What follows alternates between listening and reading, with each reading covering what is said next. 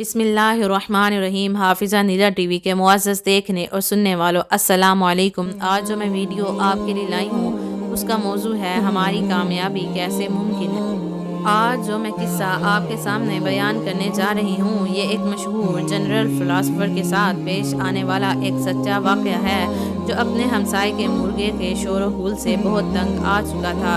جب بھی یہ مرغا شور مچاتا تو اس کی ساری سوچیں درہم برہم ہو کر رہ جاتی اور اس کے تحقیقی کاموں میں خلل پڑتا۔ ایک دن جب فلاسفر کا شور و غل سے جینا محال ہو گیا تو اس نے اپنے ملازم کو کچھ پیسے دے کر بھیجا، جا کر ہمسائے کا مرغا خرید لے اور اسے ذبح کر کے پکا لے تاکہ وہ نہ صرف اس سارے شور و غل کا بدلہ مرغے کے لذیذ گوشت کھا کر لے بلکہ اس کے شور و غل سے ہمیشہ کے لیے نجات پا لے۔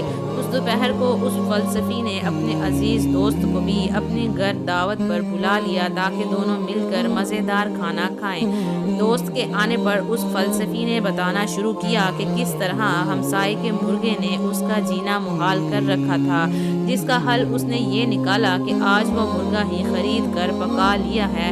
گزرے تو محض چند ہی گھنٹے ہیں لیکن میں بہت سکون محسوس کر رہا ہوں، بلکہ آج صبح سے تو میں نے اس قدر تحقیقی کاموں میں حصہ لیا ہے کہ جس طرح سے توجہ آج سے پہلے میں نے کبھی نہیں دی تھی وہ توجہ مہینوں سے حاصل نہیں ہو پا رہی تھی۔ آج صبح سے اس نے کئی مہینوں کے برابر کام کیا ہے۔ ابھی فلسفی اور اس کا دوست بیٹھے یہ باتیں کر ہی رہے تھے کہ ملازم کھانا اٹھائے کمرے میں داخل ہوا اور فلسفی سے بولا، جناب والا میں بہت معذرت خواہ ہوں کہ میں نے آج صبح ہمسائے سے مرغا خریدنے کی بہت کوشش کی مگر وہ بیچنے پر آمادہ نہیں ہوا، اس لیے میں نے بازار سے جا کر ایک اور مرغا خریدا اور آپ لوگوں کے لیے پکایا ہے۔ فلسفی نے حیرت سے اپنے ملازم کی باتیں سنی اور غور کیا تو واقعی ہی ہمسایوں کا مرغا تو ابھی بھی پوری آب و تاب کے ساتھ اذانیں دے رہا تھا۔ میرے محترم عزیز سننے والوں، کسی نے اس قصے پر تبصرہ کرتے ہوئے کہا ہے کہ میں نے جب اس فلسفی کے معاملے پر غور کیا تو یہ نتیجہ اخذ کیا کہ یہ شخص اس مرغے سے بہت پریشان تھا کیونکہ وہ مرغا شور مچاتا تھا، اور پھر یکا یک ہی یہ شخص بہت خوش بھی ہو گیا۔ حالانکہ یہ مرغا تو ابھی بھی زندہ تھا اور حالات و واقعات میں کوئی تبدیلی بھی نہیں آئی تھی،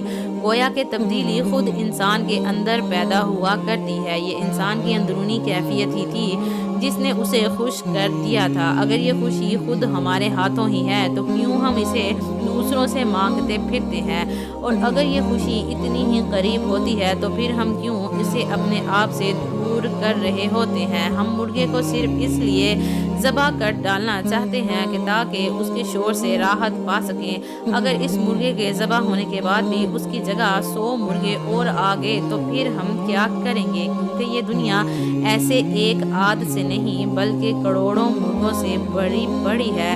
کیا ہی اچھا ہوگا کہ ہم اس مرغے کو ہی اپنے دماغ سے اتار کر پھینک دیں۔ ہم زمین پر موجود سارے مرغوں کو تو پورے ارض سے باہر نہیں پھینک سکتے، اور اگر ہم سارے مرغوں کے منہ بند کرنے کی استطاعت نہیں رکھتے تو اپنے کانوں کو بند کرنے کی عادت کیوں نہیں ڈال لیتے؟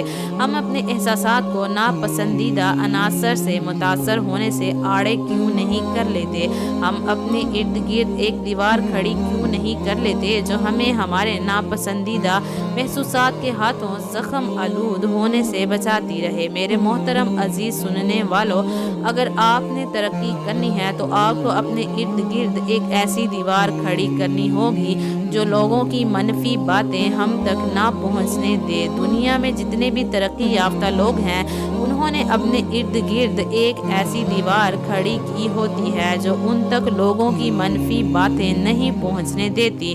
وہ لوگ یہ بالکل نہیں پرواہ کرتے کہ لوگ ان کے بارے میں کیا سوچتے ہیں، لوگ ان کے بارے میں کیا باتیں کرتے ہیں یا لوگ ان کے بارے میں کیا سوچتے تھے۔ ان کو صرف اور صرف اپنی منزل دکھائی دیتی ہے۔ اگر آپ نے بھی ترقی کرنی ہے تو آپ کو بھی لوگوں کی منفی باتوں کو اپنے سے دور کرنا ہوگا، کیونکہ وہ شخص کبھی بھی ترقی نہیں کر سکتا جس پر لوگوں کی باتیں اثر انداز ہوتی ہیں۔